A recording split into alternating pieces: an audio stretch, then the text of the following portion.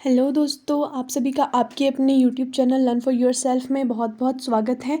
तो आज का हमारा टॉपिक है input and output. So let's start. जो इनपुट एंड आउटपुट का टॉपिक है वो बहुत ही इम्पॉर्टेंट टॉपिक है और अगर आप इसे करने का पैटर्न समझ लेते हैं तो आपको इससे क्रैक करना बहुत ही इजी हो जाता है। तो चलिए बात करते हैं methods of tracking the pattern. तो इनपुट आउटपुट के लिए मैं आपको कुछ मेथड्स बताने वाली हूँ जिनकी हेल्प से आप इजीली इससे रिलेटेड क्वेश्चंस को कर सकते हैं। तो चलिए बात करते हैं इसके पैटर्न के बारे में। तो सबसे पहले आपको एक बात अपने ध्यान में रखनी है कि जो भी आपके पास गिवन इनपुट होती है, ठीक है, उसका आपको हर एक एक लाइन, वर्ड्स और जो उसमें नंबर्स है उसको आराम से रीड करना है और उस इनपुट का जो फर्स्ट स्टेप होगा उससे आपके लास्ट स्टेप से आपको कंपेयर करना है। आपके पास कितना भी बड़ा क्वेश्चन आ जाए, आपको सबसे पहले यही स्टेप करना है कि आपको फर्स्ट और लास्ट स्टेप को कंपेयर करना है। फिगर्स को, जो भी आपके उसमें फिगर्स दिए हुए हैं या अल्फ़ाबेट्स दिए हुए हैं, उसको स्टेप बाय स्टेप उसको देखते जाना है और जो आपका स्टेप होगा उसको केयरफुली आपको देखना है। जितने भी आपके पास उसमें स्टेप्स दिए गए होंगे उनको बहुत ही केयरफुली देखना है। मतलब कि आपको फर्स्ट स्टेप और फाइनल स्टेप को कंपेयर करना है कि इसमें क्या क्या चेंजेस हुए हैं।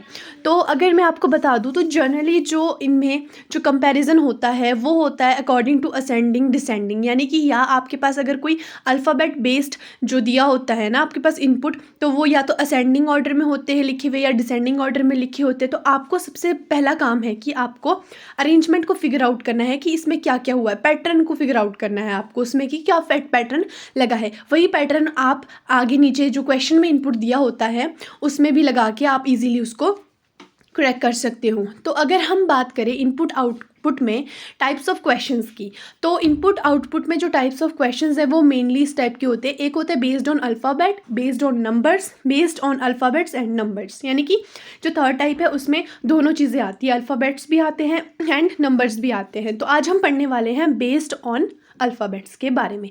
तो अल्फ़ाबेट्स में जो पैटर्न होता है वो असेंडिंग और डिसेंडिंग ऑर्डर्स में वर्ड्स लिखे होते हैं, बाकी आपको फिगर आउट करना होता है। तो जैसे हमारा टाइप 1 है बेस्ड ऑन अल्फ़ाबेट, हमारे पास इनपुट गिवन है Sherry went to market and come back. आप जितने ज़्यादा क्वेश्चंस करोगे आपको उतनी ही चीज़ें क्लियर होगी कि इनपुट क्या है, फाइनल स्टेप क्या है, ठीक है। तो चलिए हम स्टार्ट करते हैं। अब हमने देखा, मैंने आपको पहले ही बोला था कि आपको फर्स्ट इनपुट का देखना है और जो आपका लास्ट है स्टेप नंबर 4 वो देखना है। तो आप देखोगे कि इसमें जो शेरी वेंट टू मार्केट था इसमें क्या किया गया है, देखिए Sherry went to market and come back, और इसका फाइनल स्टेप है WTSMCBA, यानी कि मैंने इसको शॉर्ट फॉर्म में लिखा है went to Sheri market come back and, ठीक है। तो अब हम इसमें देखेंगे कि जो इनपुट था उसमें शेरी था और जो फाइनल स्टेप है उसमें W है, ठीक है, यानी कि वेंट है। तो यहाँ पे हमने फिगर आउट ये चीज़ की कि जो W, जो सबसे बड़ा अल्फ़ाबेट है वो सबसे पहले है और जो सबसे छोटा अल्फ़ाबेट है वो सबसे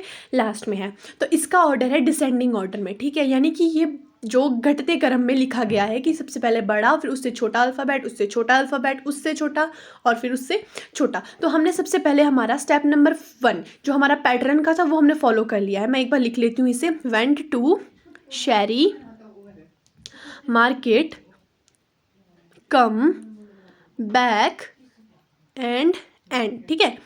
तो ये हो गया जी इसका फाइनल स्टेप। तो वैसे हमने इसका जो पैटर्न था जो इसमें फॉलो किया गया है हमने वो पहचान लिया है कि ये डिसेंडिंग ऑर्डर में लिखे हुए हैं अल्फ़ाबेट्स को।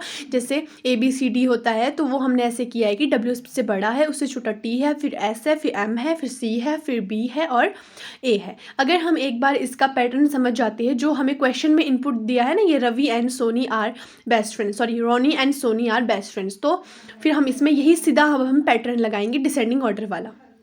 तो फर्स्ट काम आपका कंप्लीट होता है कि आपने जो गिवन इनपुट है उसमें जो पैटर्न लगा है आपने वो समझ लिया है। अब हमें सेम पैटर्न हम अपने क्वेश्चन में भी अप्लाई करेंगे, ठीक है। तो अब हम क्या करेंगे, हम देखेंगे कि किस वे में लिखा है, डिसेंडिंग ऑर्डर में लिखा है WSTMACB, ठीक है। तो वैसे ही अब स्टेप 2 देखिए, W अपनी जगह पे है, फिर उसके बाद T एज इट इज़ लिख दिया SMACB, ठीक है। फिर W अपनी जगह पे है, T है, फिर S है, फिर M है, फिर जो A है, A से जस्ट बड़ा B होता है तो वो A के राइट साइड लिखा है, और उससे B से थोड़ा सा बड़ा C होता है तो वो आगे लिख लिया है। अब इसको फाइनल स्टेप में फिर से अरेंज कर दिया है, इसको डिसेंडिंग ऑर्डर में, कि W बड़ा T S M C B A। तो आपको याद रखना है, थोड़ा सा चेंज स्टेप नंबर 3 में हुआ है, ठीक है। हमें वही अप्लाई करना है। सबसे पहले हमारे पास जो क्वेश्चन गिवन है, Ronnie and Soni are best friend, हमें उससे इस पैटर्न को उसी में ही अप्लाई करना है, ठीक है। तो सबसे पहला काम हमारा ये है, जैसा कि हमने ऊपर वाले क्वेश्चन में देखा और अपना पैटर्न फिगर आउट किया है कि जो W है वो सबसे बड़ा अल्फ़ाबेट है, तो हमारे इसमें सबसे बड़ा अल्फ़ाबेट ऑब्वियसली S है, ठीक है। S मीन्स सोनी, मैं शॉर्ट फॉर्म में लिखूंगी S, ठीक है। उसके बाद हमने ऊपर वाला स्टेप कंपेयर किया कि W लिखने के बाद हमने T लिखा था, यानी कि हमने जो T W से थोड़ा सा छोटा है हमने वो लिखा, तो यहाँ पर हमारे पास S से थोड़ा छोटा R है। बाकी हमने and, are, best and friend, हमने इसे एज इट इज़ ही लिखा जैसे कि हमने ऊपर वाले स्टेप 1 में किया था, ठीक है। अब स्टेप 2 करने के लिए हमें इनपुट को देखने की ज़रूरत नहीं है, अब हम स्टेप 2 के लिए स्टेप 1 को ही देखेंगे। तो हमने ऊपर देखा कि W अपनी ही पोजीशन पे है, तो हम नीचे भी हम जो S है उसे अपनी ही पोजीशन पे रखेंगे, तो हम S को वहीं पर ही रखेंगे। अब जो S से थोड़ा सा छोटा R होता है, उसके बाद हम देखेंगे कि अब T से छोटा S होता है, ऊपर वाले में हमने देखा T से छोटा इन्होंने S लिखा है, तो यहाँ पर हमारे पास R से छोटा F हो गया, यानी कि फ्रेंड, ठीक है। उसके बाद हम सब कुछ एज इट इज़ लिख देंगे, एंड, आर और बेस्ट, ठीक है।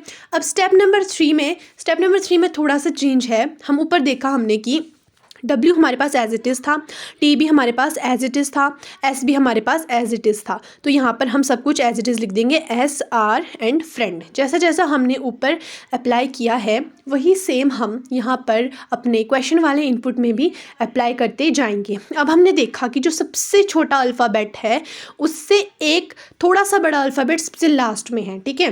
यानी कि यहाँ पर A सबसे छोटा था और A से राइट साइड में उसका जो थोड़ा सा बड़ा उससे अल्फ़ाबेट है वो है, तो हम भी ऐसा ही करेंगे। हम यहाँ पर अपना सबसे छोटा अल्फ़ाबेट लिख लेंगे, A एंड D, ठीक है। अब हम अपना सबसे छोटा अल्फ़ाबेट हमने लिख लिया एंड, और उससे थोड़ा सा बड़ा लिख लिया R, और उसके आगे लिख लिया B। अब उसके बाद जो हमारा स्टेप नंबर 4 होगा उसमें हम सभी को डिसेंडिंग ऑर्डर में लिख देंगे, यानी कि S सोनी, R रोनी, उससे छोटा फ्रेंड, उसके बाद हमारे पास आ जाएगा बेस्ट, उसके बाद आ जाएगा R, उसके बाद आ जाएगा D, यानी कि एंड।